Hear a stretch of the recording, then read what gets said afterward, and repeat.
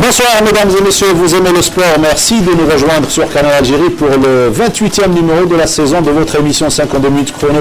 Aujourd'hui il sera question plutôt de judo, l'Algérie qui remonte sur le toit de l'Afrique en dominant les championnats d'Afrique donc à Antananarivo, à Madagascar, avec une belle récolte de 20 médailles dont 9 en or.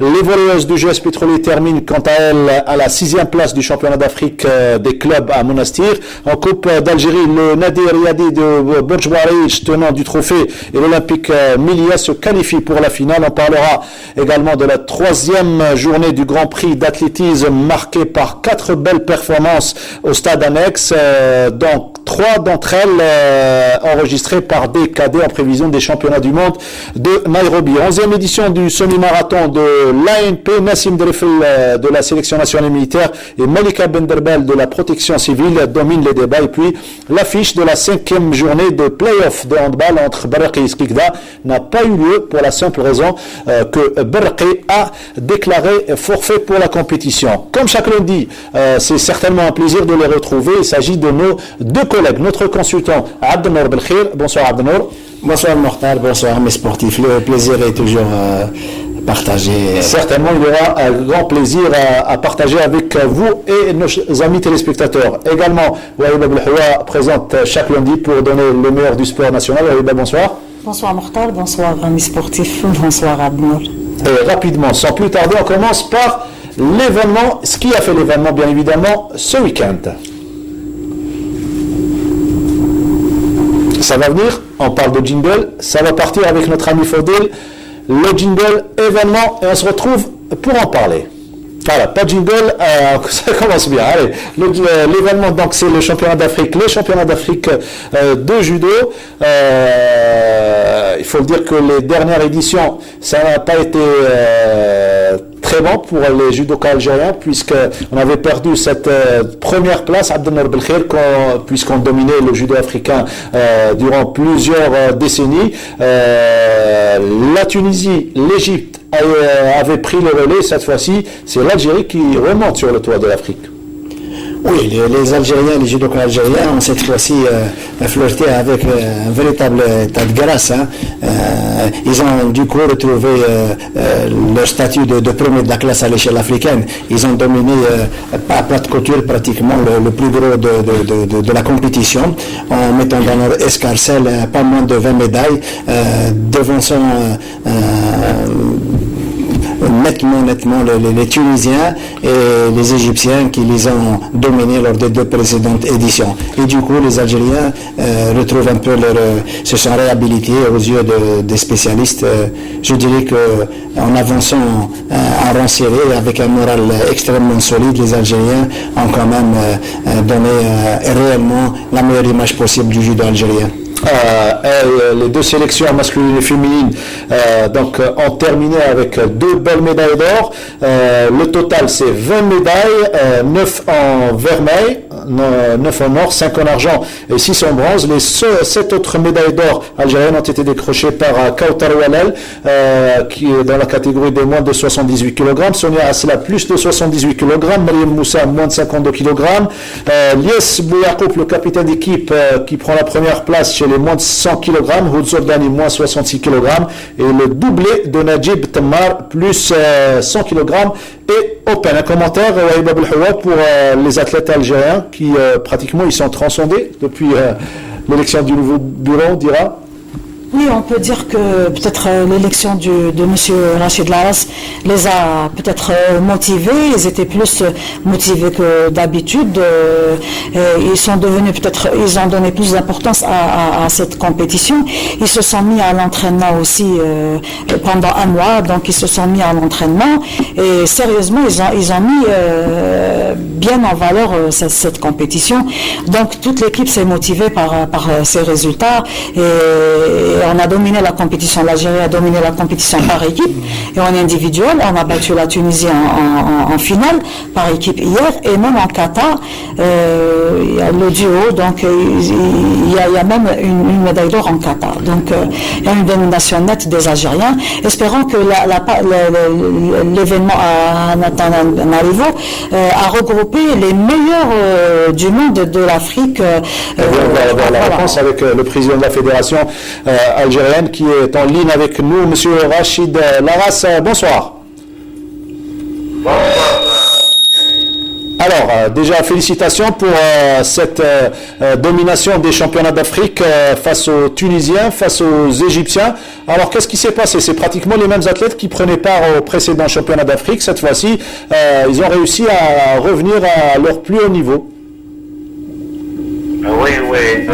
Avant tout, je tiens à remercier bonsoir à tout le monde. Les athlètes, ils étaient motivés. Ils étaient vraiment acharnés d'avoir des titres. Eh bien, ils se sont bien bagarrés. Ils étaient au top. Ils avaient une volonté. Ils étaient parmi les meilleurs. Je leur tire chapeau. Je tiens à remercier les entraîneurs qui ont établi un très bon programme. Mais en même temps, au Antananarivo, où se trouve le président de la Fédération algérienne de judo, Monsieur Laras. Oui. Une petite coupure, on n'aura pas de réponse apparemment. Par rapport à notre question, on va essayer de récupérer le contact avec M. Rachid Laras. M. Laras? Allô, oui. On revient au débat, donc Abdelal Boukhir, peut-être un commentaire? Je voulais dire, lorsqu'on travaille ensemble avec des objectifs communs. M. Laras, pardon? Allô, oui. M. Laras? Allô, j'entends très bien. Allô. Monsieur Rachid Laras. Allô, oui. Alors, Monsieur Laras, juste une question que nous a posée notre collègue Wahib Al-Mouawi, elle est importante. C'était juste pour savoir est-ce qu'il y avait les meilleurs dans ce championnat d'Afrique. Bien sûr, il y avait les meilleurs, il y avait les mêmes athlètes, les champions de l'année passée. Ils ont participé à ce championnat. Alors, allô. On essaie de revenir juste après. Allô. Elle est bonne la communication. Allez-y. Allô. Vous m'entendez là? Vous m'entendez? Oui. Allô. Allez-y. Ouais. Bah, bien sûr, les athlètes, les champions d'Afrique de l'année passée ont participé à ce championnat. Eh ben, je vais vous dire une chose, nos athlètes se sont mis, ils se sont acharnés pour avoir des résultats. Et ils ont très très bien travaillé. Pour moi, c'est des guerriers. Hein.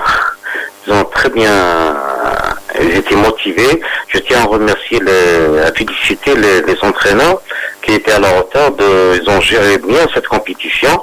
Même, ils ont, à la veille de chaque jour, à la veille de chaque compétition, ils motivaient les athlètes pour avoir des titres. Allô? C'est de bon augure apparemment pour les compétitions à venir. C'est de bon augure pour ce qui va venir comme compétition internationale.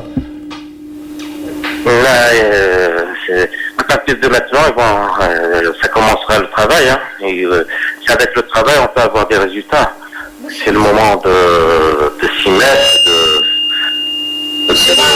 de travailler. Alors une question de Wahib Al-Mouawi.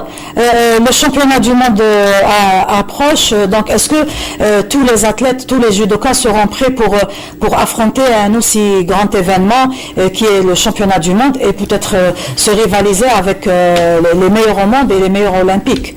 Sachant que depuis 2008, qu'on n'a pas eu de bons résultats chez les filles, avec Soria Haddad, et avant chez les garçons, c'était en 2000, donc les Jeux de Pékin. Donc 2008, il y a eu de très bons résultats de Soria Haddad et Beni Khlef. Je vais dire une chose, même cette fois-ci, les athlètes, les entraîneurs ont motivé On motive les athlètes en leur disant que celui qui veut participer aux Jeux islamiques, il faut qu'il se classe champion d'Afrique. Alors tout le monde s'est mis dans la tête de prendre la première place. Alors c'est pour ça, ils sont motivés et il faut du travail. Moi, maintenant, il faut se mettre au travail parce que les autres pays vont se préparer qui se prépare pour les grandes échéances. On va vous souhaiter un bon retour sur Alger, Monsieur Larras, et encore une fois, félicitations. Merci, c'est très gentil. Voilà, bravo encore une fois pour ces 20 médailles dans 9 honneurs que vous avez récoltés pour l'Algérie. Je vous avais interrompu, Abdelnour Belkhair, tout à l'heure, vous étiez en train de parler. De reprendre avec Abdelnour Belkhair, la délégation algérienne rentrera en jeudi. Non, le mercredi à 22h. 22h, donc voilà pour l'information. Et M. Larras a tenu à dire que c'est avec un esprit de guerrier que les Algériens ont entamé la compétition et l'ont aussi bien terminé.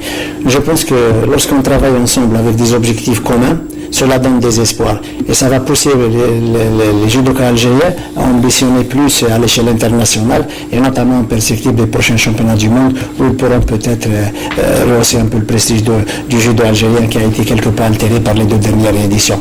Donc c'est tout à l'honneur Car depuis les Jeux de Pékin, on n'a pas eu de médaille olympique, ça serait bien qu'on revienne. Juste pour terminer avec le judo, dans les précédentes éditions, la Tunisie et le Maroc, plutôt la Tunisie et l'Égypte, participaient avec les meilleurs athlètes, les meilleurs judokas, et ils ciblaient aussi les catégories. La catégorie où ils n'ont pas de chance d'avoir des médailles, donc ils s'abstiennent et ils font participer les athlètes qui pourront avoir de l'or surtout. Et là, c'est pas le cas pour le champion d'Afrique. Il y avait les meilleurs Tunisiens. Il y avait les meilleurs Tunisiens, il y avait même les meilleurs Égyptiens, puisqu'il y a eu la revanche sur l'Égyptien. Volleyball également, on va parler de la participation du GS Pétrolier à ce championnat d'Afrique à Monastir. Les filles, bien évidemment, puisqu'elles terminent 6e en s'inclinant face à Pipeline 3-7 à 0. Déjà un commentaire sur cette compétition où les pétrolières pratiquement jouaient peut-être pour une meilleure place. Après être éliminé en quart de finale devant le Ahli d'Égypte, donc aucun espoir d'atteindre les demi-finales, qui était un objectif au moins pour l'équipe du GSP, qui a terminé le championnat, disons, un peu tôt. Peut-être l'équipe ne s'est pas assez préparée, elle a fait une préparation en Tunisie, donc peut-être il manquait assez de sparring partners pour que cette équipe puisse peut-être arriver plus loin. Mais on juge que les équipes africaines ont évolué, surtout les équipes égyptiennes surtout.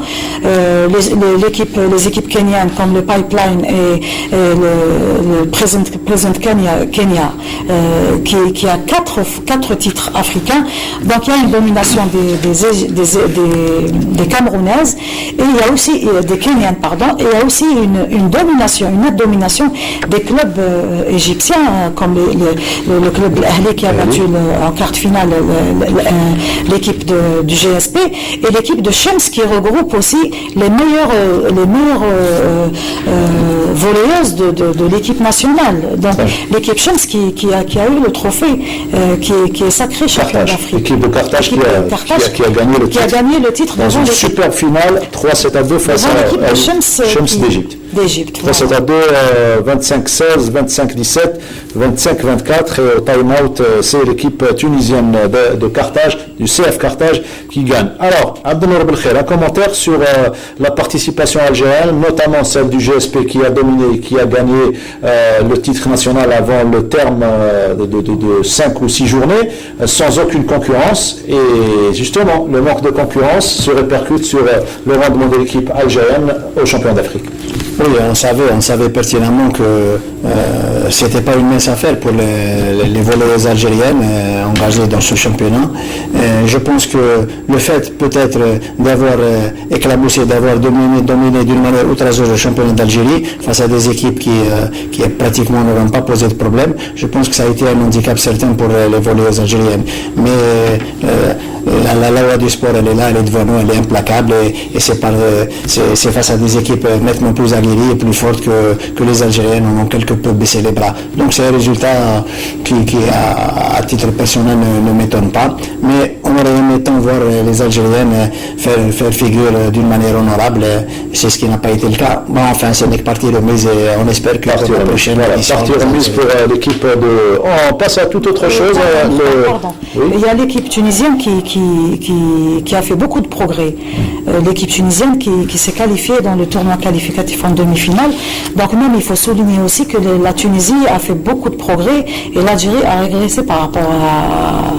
Quand on parle des nations. Hein, c'est par rapport au championnat qui est un petit peu déséquilibré entre une équipe qui domine et les autres clubs qui suivent l'athlétisme. Cette fois-ci, on commence par le semi-marathon, la 11e édition du semi-marathon de l'AMP organisé par donc l'armée nationale populaire. Vendredi à Alger, marqué par une participation record de 13 000 athlètes, dont 400 dames, avec la présence des dirigeants des principaux corps d'armes et également le président du comité olympique algérien, M. Mustafa Barraf. Drif Nassim du Krepsem, la sélection militaire qui s'impose chez les garçons, alors que chez les dames, l'athlète Melika Benderbel de la protection civile que vous voyez à l'écran a remporté la course pour ce semi-marathon de l'AMP. On écoute à présent le général Omar Krish, le chef du service des sports militaire. On l'écoute au micro de Toufik Derbel. تعليمات القيادة العليا للجيش الوطني الشعبي الرامية إلى تعميم وتكثيف الممارسة الرياضية والتحضير البدني على كافة المستويات، سواء داخل هياكل التكوين أو وحدات الجيش الوطني الشعبي. تسعى الرياضة العسكرية جاهدة عبر خططها وبرامجها وتنظيمها مثل هذه التظاهرات الرياضية العسكرية السنوية بمشاركة واسعة تفوق 12,000 فردا عسكريا ذكورا وإناثا من مختلف فئات الأعمار لرفع مستوى التحضير البدني والجاهزية القتالية للفرد العسكري وانتقاء المواهب الرياضية البارزة لضمها إلى النخبة الرياضية الوطنية العسكرية لتمثيل قواتنا المسلحة والجزائر في المحافل الرياضية الدولية القارية والعربية. Une belle ambiance à Alger vendredi. Abdelmour Bekher a commenté également sur le sport militaire et surtout une édition qui grandit au fil des saisons. On est à la 11e édition déjà. Oui, 11 éditions, c'est devenu pratiquement une tradition bien établie. Et cette fois-ci, ça a été un véritable challenge du nom, puisque pas moins de 1300 athlètes ont pris part à la compétition avec 900 messieurs et 400 dames, ce qui n'est pas peu. Et je pense que le fait d'organiser cette compétition de manière régulière pourrait donner, si vous voulez, du muscle à tout le mouvement athlétique national. Une compétition qui, cette fois-ci encore, a regroupé pratiquement des participants issus de tous les corps constitués, des militaires, des agents de la protection civile, des douaniers et des agents de la sûreté nationale, auxquels se sont ajoutés quelques citoyens. C'est une tradition. Donc, et puis le mélange du genre entre athlètes confirmés et athlètes occasionnels ou débutants a donné une certaine ambiance à la compétition, et le tout dans un esprit de convivialité qui a été pratiquement marquant. Et j'espère que ce genre de compétition sera renouvelé un peu à travers toutes les contrées du pays. Très bien. Le volleyball à Ibab El-Hawa, et donc l'événement, c'était les demi-finales, deux superbes affiches, notamment celle que vous avez couverte à Bouira, Salah Hazara, entre les pétroliers et les Bourdiens. Donc on s'attendait à un match très très disputé entre les deux équipes. On s'attendait aussi à une revanche de la part des joueurs du GSP qui ont perdu l'année passée en finale la Coupe d'Algérie. Mais ça n'a pas été le cas parce que sur le plan expérience, sur le plan aussi maturité, on avait une équipe bordienne qui était plus présente sur le terrain. Surtout depuis la participation au championnat d'Afrique, après une 3e place, après une demi-finale très disputée aussi entre l'équipe de l'Ahli du Caire et l'équipe de Nader Yadi Bordeaux. Donc ils avaient plus de matchs dans les jambes. Même le GSP avait participé auparavant au championnat arabe en Égypte, mais ça faisait déjà un peu plus d'un mois. Donc l'équipe de Bordeaux était plus fraîche sur le terrain et le banc de touche aussi était, disons, c'est une équipe qui est très riche sur le plan effectif et sur le plan aussi expérience. Vous attendiez un match plus serré? Moi, je m'attendais à un match, peut-être, je me suis dit peut-être ça n'allait pas peut-être au tie-break, mais au moins un 7 pour le GSP, mais le groupement sportif des pétroliers manquait un peu, ils ont perdu le 7 sur les détails parce que le score était très très très serré et au moment d'égalisation, on a vu l'équipe du GSP qui n'a pas su gérer l'avantage. Quand il y a un ascendant psychologique après une égalisation à 24-24 par exemple, il y a l'équipe de Bordeaux qui revient et surtout sur des pertes de balles, surtout au service et à la réception. C'est la réception qui a joué un tour. Et vous le racontez aussi bien en images. On revient sur ce match. Reportage signé Wahib Abdelhawa. On se retrouve juste après.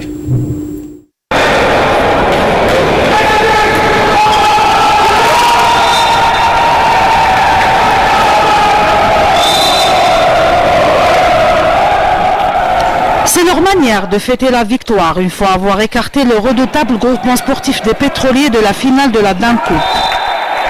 Le Nader Yadi de Borj Bouarerej, vainqueur de 3 doublés consécutifs, a encore une fois brillé avec un effectif homogène et expérimenté.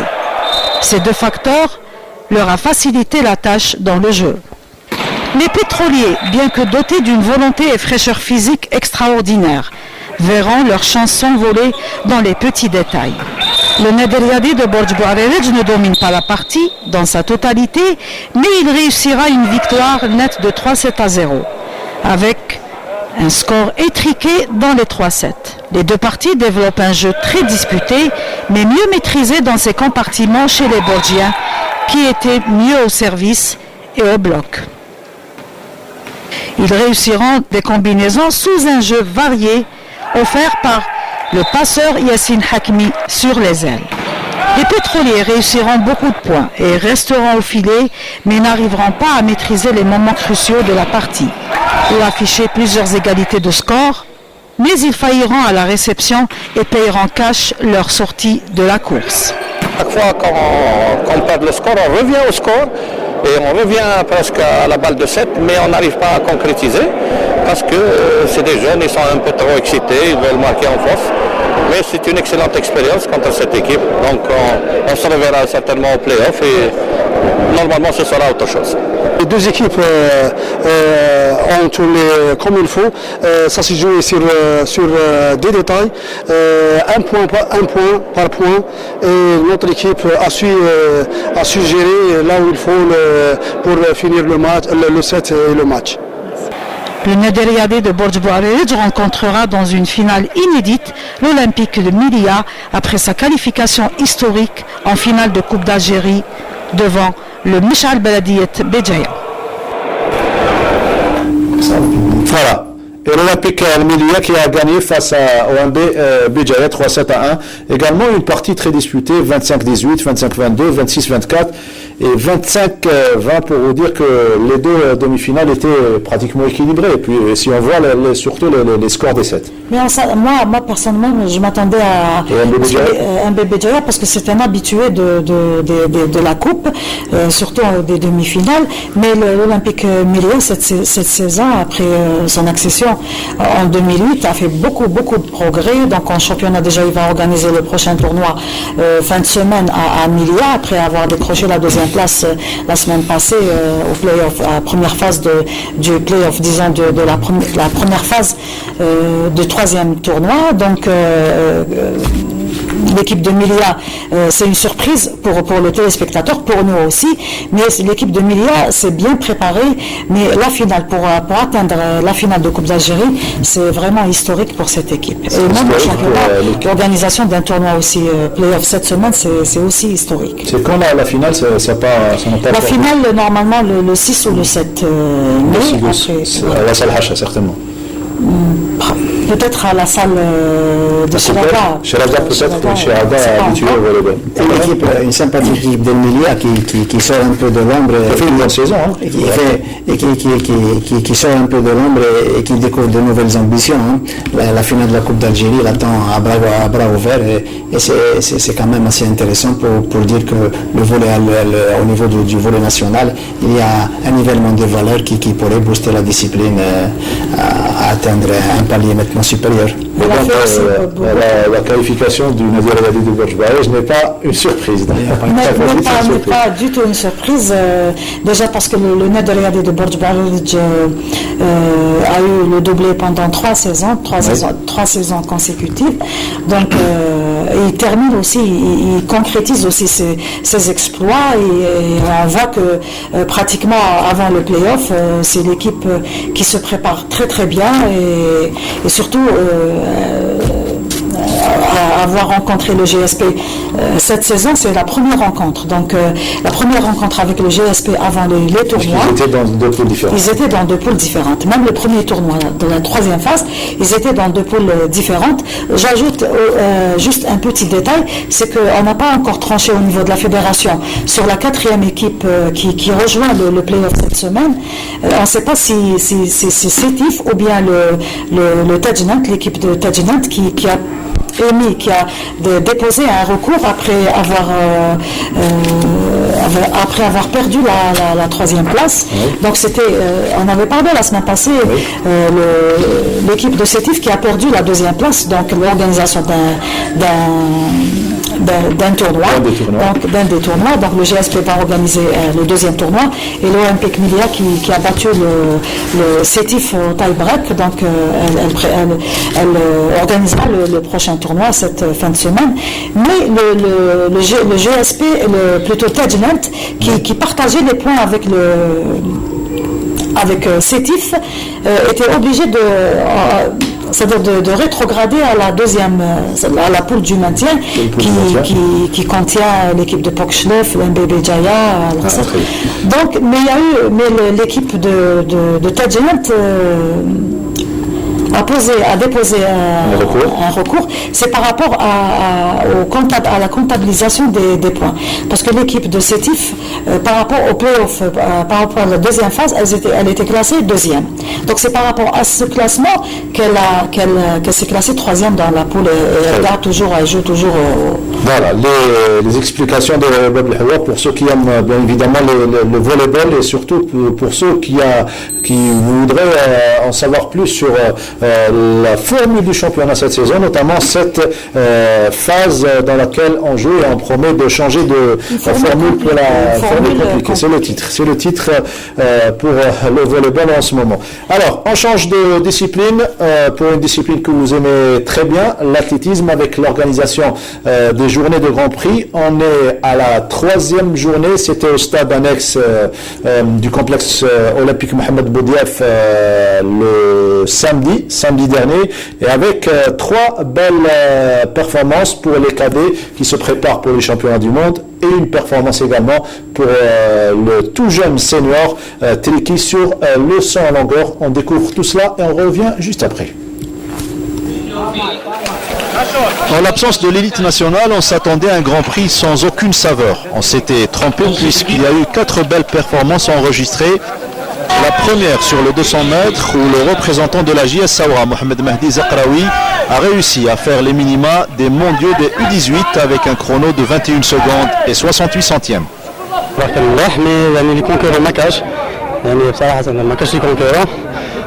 جيت وحدي كما يقولوا زعما هذيك هي تاعي فهمتي 60 مليحه زعما الحمد لله ان شاء الله عاطيني نجري مع لي سينيور ولا لي جونيور ان شاء الله ندير دركور d'Algérie ان شاء الله كادي جونيور ان شاء الله minima. Très satisfait de minima du championnat du monde. Le minima de championnat du monde c'est 22,05. L'athlète il a fait le 21,68. Je suis très satisfait. Sur le double tour de piste, Oussama Charrat de Borj Bouaré, c'est lui également qualifié au championnat du monde de Nairobi grâce à sa deuxième place et un temps d'1 minute 53 secondes et 73 centièmes. La relève de Morsli est assurée. راني فرحان اللي تأهلت البطولة العالمية صنف أشبال في مسافة 800 متر وإن شاء الله نزيدوا نتأهلوا في مسافة 1500 متر. وهذا يعني تحضير لل 1500 لأنه هو اختصاص أكثر في ال 1500 اللي رانا إن شاء الله معاونين إن شاء الله نديروا نتيجة مليحة في بطولة العالم بكينيا إن شاء الله. Et dans une spécialité purement technique, le 400 mètres haies, on retiendra les 54 secondes et 72 centièmes du jeune Ayoub Mahrou de Barqi. Le travail de longue haleine commence à donner ses fruits. كان في عمره 9 سنين ومعي إيكول وكان في بليمسوس بديناه برقي باش وقعدنا بالعقل نتبعوا فيه والحمد لله درنا فيها ثقة ودرنا ثقة مليح وخدم مليح. كان سيري هذا العام كان سيري بزاف الخدمة ديالو. كان شوية صعب مع منافسة شديدة مع لي زاتليت الآخرين وحققنا هذا المينيما بفضل الخدمة تاع سنين مع الشيخ عرفات. Et pour clore le bal, le sautoir du stade annexe sera le témoin d'une très grande performance en 100 longueurs de Mohamed Tahar Yassine. 93 à son troisième essai, à quelques centimètres des minima des mondiaux seniors prévus à Londres. صح اليوم مشيت صافا شويه 793 بصح مانيش حاب ندير 793 حاب ندير اكثر وان شاء الله ندير اكثر. رانا نخدموا انا والشيخ في دي كونديسيون ماشي يعني 793 ممكن يجي واحد عنده 8 متر 50 يونطريني معايا والله ما يديرها نحلف لك بصح الحمد لله حنا رانا نونطريني في هذه الظروف ودرنا هذه النتيجه وان شاء الله نديرها.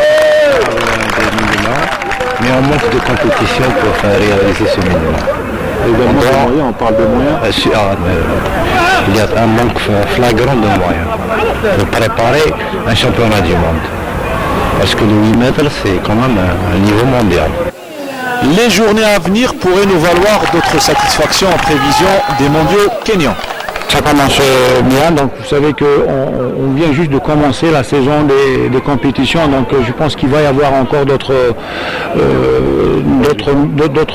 minima qui vont être battus. C'est satisfaisant et je tiens donc à rendre hommage à ces athlètes, à leurs entraîneurs ici aussi.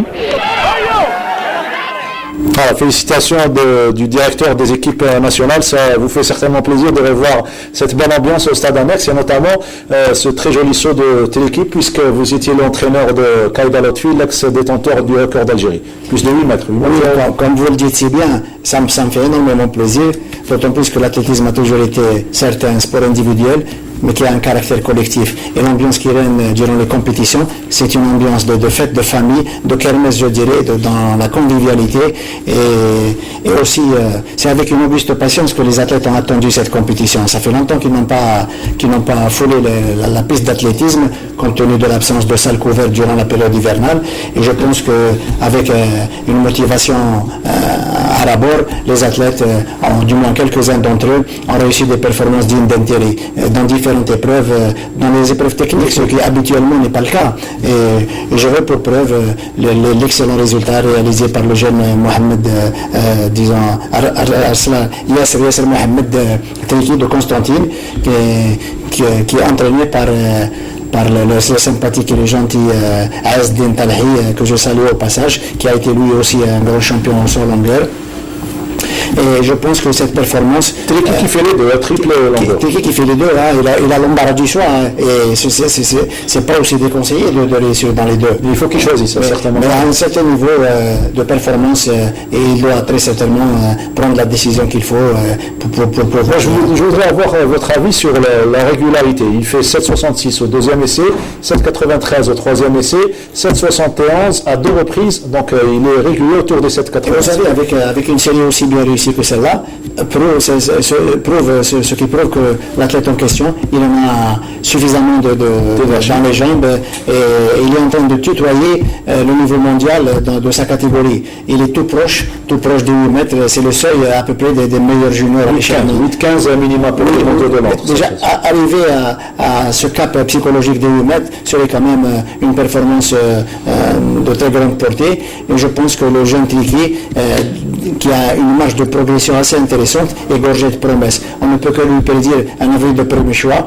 et très bientôt, dans un avril très proche, très certainement, il réussira un bond au-delà des 8 mètres, ce qui fera énormément plaisir à son entraîneur Azdin Talahi. C'est en tous les cas un digne successeur de Lotfi Kaïda que j'ai entraîné, que nous saluons et qui a réussi 8 mètres 06 il y a près de 30 ans. Et aussi, c'est un digne successeur, un digne relève de Nima Hissam qui a réussi, qui est le recordman d'Algérie avec 8 mètres 26. Je pense que Tiki est quand même porteur de promesses les plus réjouissantes à l'avenir. On espère un avenir radieux, notamment qu'il y a les championnats du monde à Londres senior cette saison. Et donc la DTN, puisqu'on n'a pas encore installé de DTN, c'est dans les prochains jours. On va dire la nouvelle fédération a pris en considération le fait qu'il y ait beaucoup de compétitions cette saison et surtout il fallait regrouper les athlètes dans leurs spécialités respectives. Je ne sais pas, je peux me permettre. Oui, bien sûr. Je suis désolé de le dire encore une fois, mais la piste du stade annexe n'est pas faite pour arranger les affaires des athlètes, du monde des meilleurs athlètes. Elle est dans un état de vétusté assez criard et je pense que peut-être en retrouvant de meilleures conditions de travail et toute autre infrastructure, les athlètes pourront améliorer davantage leur potentiel.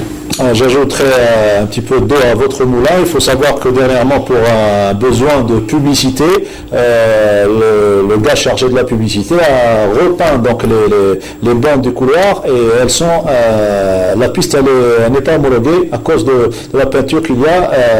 Elle a dépassé un petit peu les normes puisqu'il y a un traçage gras au niveau de la piste et donc les gens de l'athlétisme se plaignent de la piste et de sa même le sautoir aussi. Même le sautoir de la perche, on a annulé carrément les compétitions de perche à cause de la qualité du sautoir. Dans leur ensemble, toutes les aires de la compétition, des ateliers de saut, de lancer, sont aussi défectueux que la piste elle-même. Hein. Alors, on va avancer. Beaucoup d'argent pour L'appel, c'est au ministère, surtout de la jeunesse et des sports, de prendre en considération. Certainement, ils sont au courant de la qualité de l'état actuel de la piste du stade annexe qui a donné de grands champions à l'athlétisme algérien. Le jingle Zoom, on se retrouve juste après, vous allez le découvrir, à qui est consacré le Zoom de cette semaine.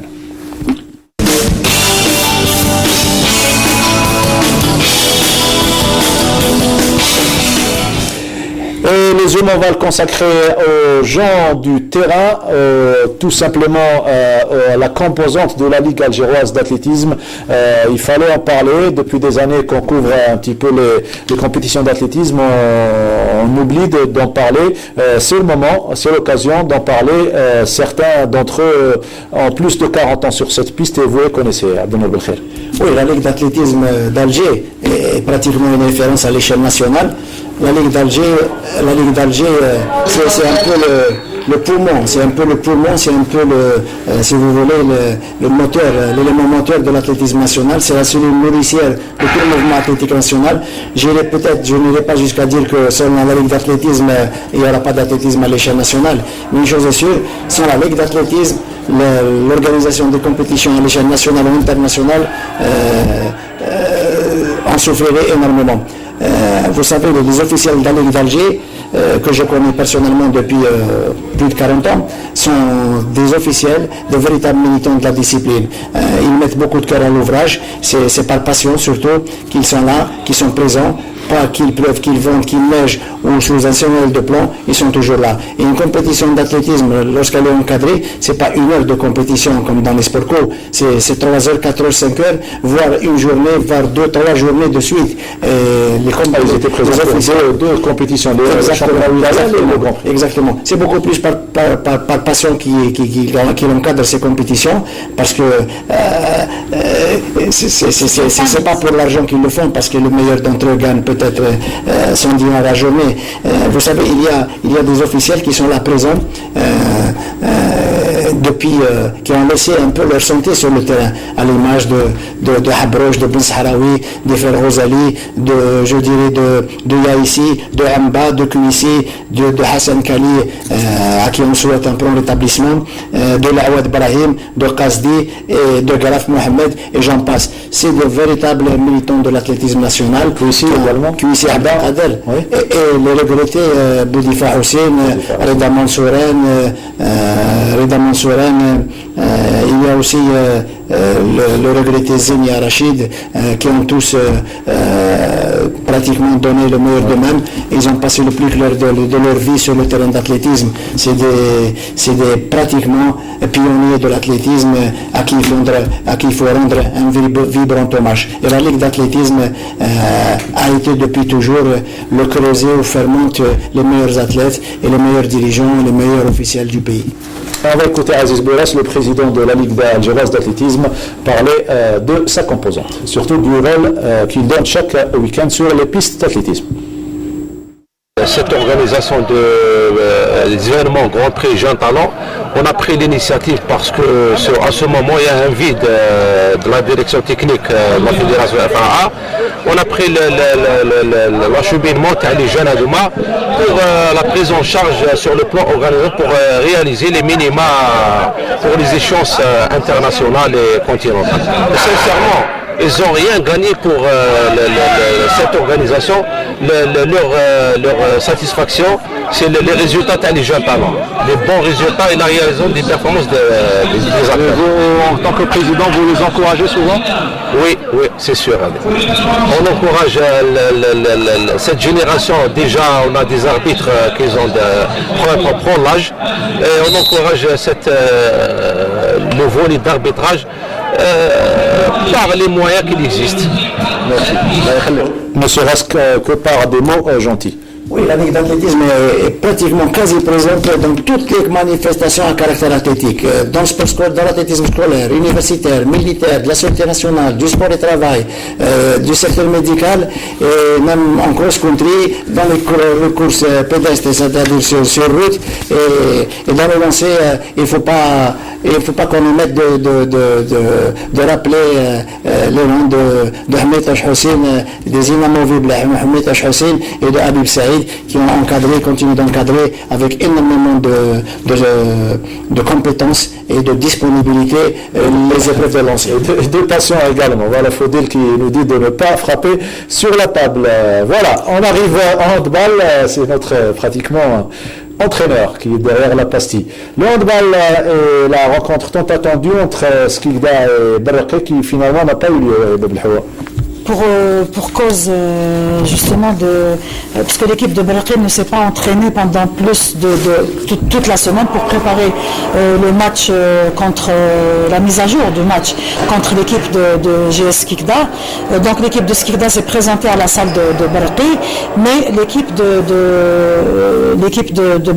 Berraqi ne s'est pas présentée à la salle. Donc soit le match est gagné sur tapis vert pour l'équipe de Skikda, ou bien le forfait déclaré. Donc on attend la décision de la fédération algérienne. Décision finale du nouveau bureau fédéral. On va écouter, on va écouter l'entraîneur de l'équipe de Skikda et surtout le délégué du match au micro de notre collègue Leila Ben Farhat. ما كناش نستناو في هذا الفيكتوار باراي quand on gagne le forfait, on n'a pas à chercher les causes. Là, on s'est déplacé, on s'est préparé les 2-3 semaines pour les matchs retour dans le play-off. Le match, comme vous l'avez dit, pour tout le monde, c'est un match normalement un enjeu pour les deux équipes, surtout Berraqi qui peut monter, il gagne les 2 points pour gagner 2 points par rapport au Khorein, il y a plus à 5 points.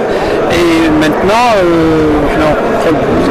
malheureusement, on a les 2 points de forfait, mais les avoir comme ça, on ne sait pas notre travail si bien fait ou non.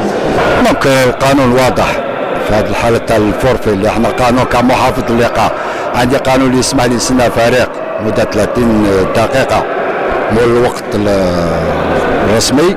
دونك حنا سنينا 30 دقيقة كي حنا كي الحكام تاعي وسيرينا لابسونس دو فريق تاع البراقي.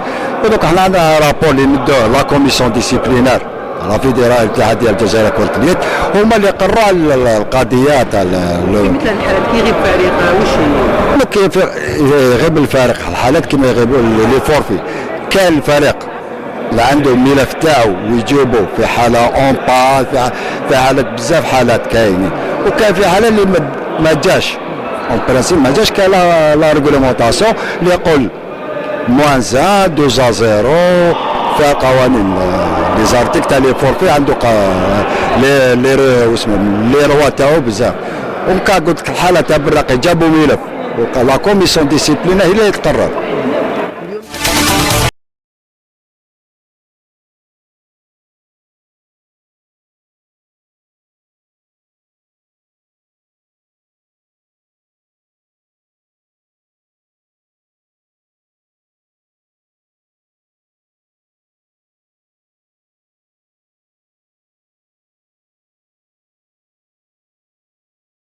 Borj Barej qui domine le débat. Juste pour rappeler que les raisons pour lesquelles Berraqi ne s'est pas déplacé, eh bien, ils ont évoqué le manque d'entraînement et surtout l'absence d'infrastructures où s'entraîner pour se préparer à ce match face à Skikda. Donc, ils ont tout simplement refusé de se déplacer. Alors, est-ce qu'il y aura de la suite, une suite à cette affaire? On le saura dans les jours à venir.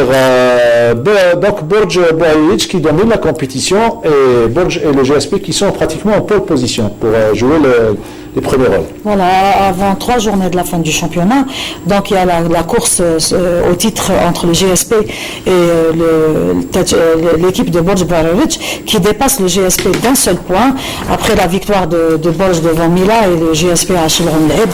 Donc il reste 3 journées et on verra qui va avoir le grand souffle pour terminer la saison en beauté. Le match donc à rejouer entre les pétrolières et les LBA Wars se jouera demain. Donc ce mardi, la décision a été entérinée de faire rejouer le match et il aura lieu demain. Les 2 équipes sont à mano, donc 30 points pour chacune. Donc le match qui va opposer demain le GSP à Elbiar donc sera décisif pour la première place du moment que les 2 équipes se partagent la première place.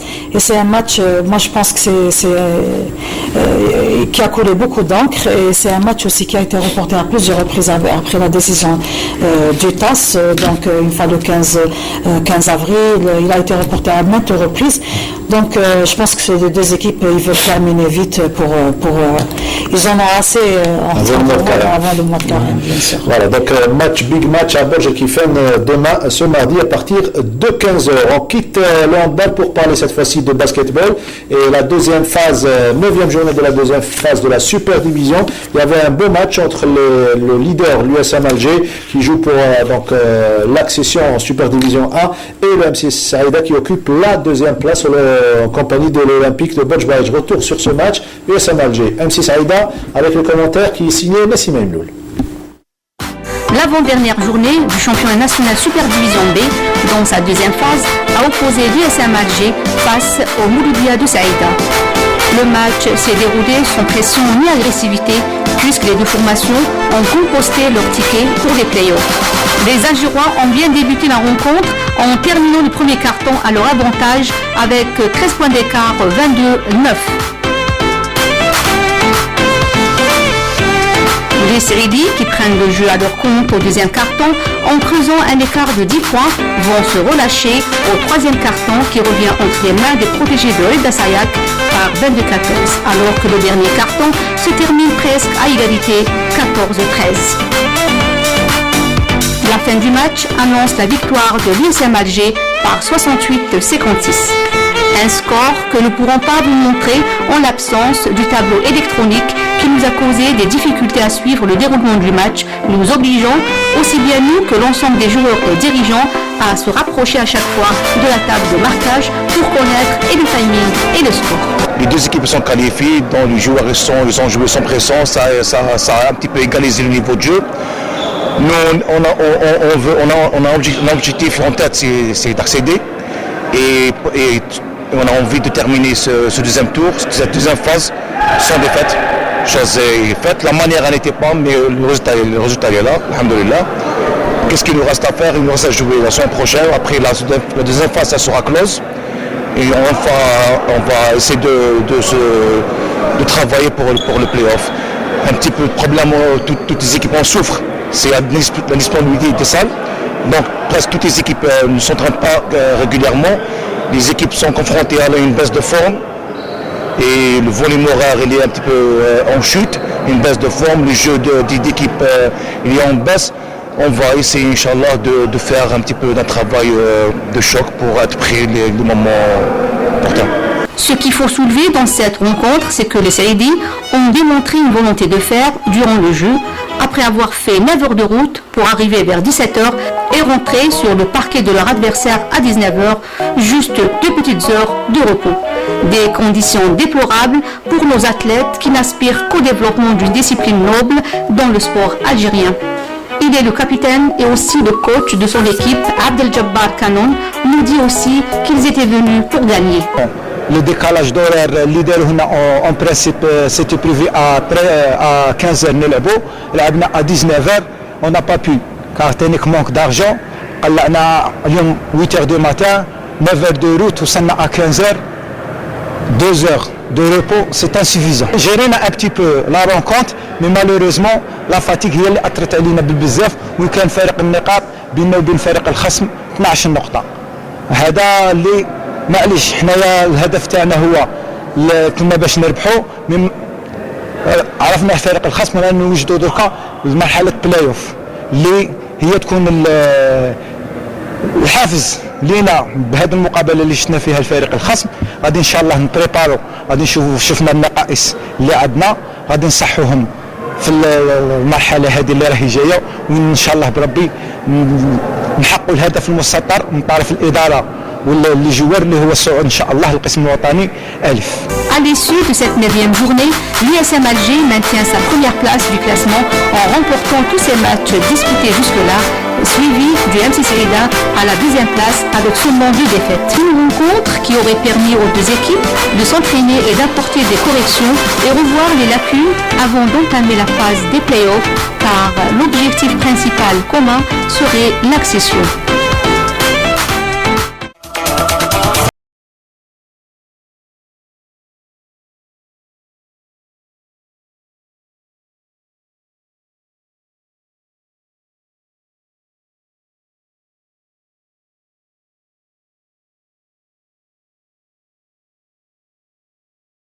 Juste avant de terminer avec la Formule 1, juste cette belle info concernant le handisport algérien. Les athlètes algériens ont remporté un total de 19 médailles, 6 en or, 6 argent et 7 en bronze lors du Grand Prix d'athlétisme de Tunis, un des 9 retenus pour le calendrier annuel du Comité paralympique international. Voilà pour le handisport algérien. Donc bravo encore une fois. Alors la Formule 1 avec le Grand Prix du Bahreïn qui s'est déroulé cette semaine, retour sur cette compétition avec le commentaire qui est signé chez Mohamed Cherif Chorfi.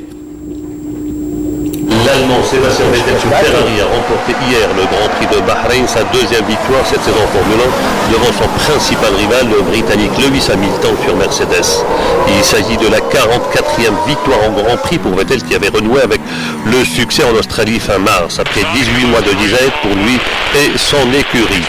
Hamilton qui pointe à 6 secondes pourra regretter la pénalité de 5 secondes dont il a épopé pour avoir freiné devant l'Australien Daniel Ricciardo sur Red Bull en entrant au stand.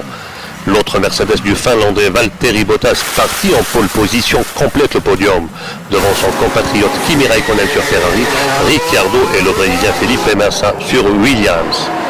La course a été neutralisée par la voiture de sécurité entre les 13e et 17e tours à la suite d'un accrochage entre le Canadien Lance Stroll sur Williams et l'Espagnol Carlos Sainz Jr. sur Toro Rosso.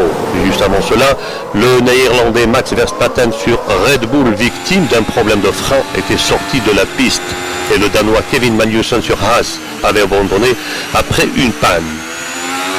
Le Suédois Marcus Ericsson sur Sauber et l'Espagnol Fernando Alonso ont également jeté l'éponge à quelques tours seulement de l'arrivée.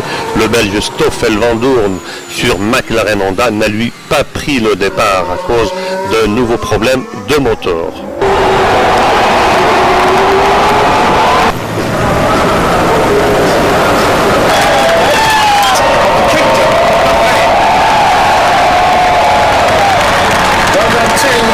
The car was really amazing to drive. I had a good feeling yesterday, so for many laps it really worked well. Et sur ces belles images que nous a offert notre ami Sherif Sharfi du Grand Prix Formule 1 du Bahreïn, que prend fin ce 28e numéro de 52 chrono. Merci à vous de nous avoir suivis. Merci à toute l'équipe du studio numéro 7 de nous avoir assistés aujourd'hui. À leur tête, notre réalisatrice Wafal Rouaté, notre script Faudel Nordin. À lundi prochain.